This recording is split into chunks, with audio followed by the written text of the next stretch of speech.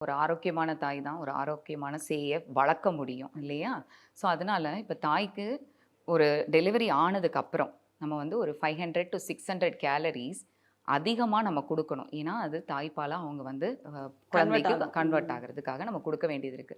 So புரதச்சத்து அதிகம் உள்ளது. புரதச்சத்து அதிகமா இருக்கிறது அப்டின்னா, நம்ம வந்து என்னெல்லாம் ஃபுட்ல எடுத்துக்கணும் அப்டின்னு பார்த்தீங்கன்னா, நான்வெஜ்ல நீங்க வந்து சிக்கன் எடுத்துக்கலாம், ஃபிஷ் எடுத்துக்கலாம்.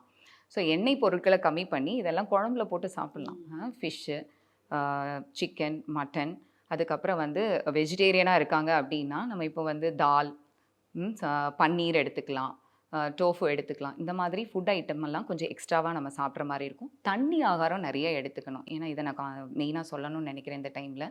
தண்ணி ஆகாரம் நெறைய எடுக்கணும். பால்ல நீங்க பார்த்தீங்கன்னா, 60%க்கு மேல தண்ணி. மீதி எல்லாம் தான் வந்து புரதச்சத்து, மத்த கார்போஹைட்ரேட்ஸ், ஃபேட் இதெல்லாம் இருக்கிறது. 60% தண்ணி தான் இருக்கு.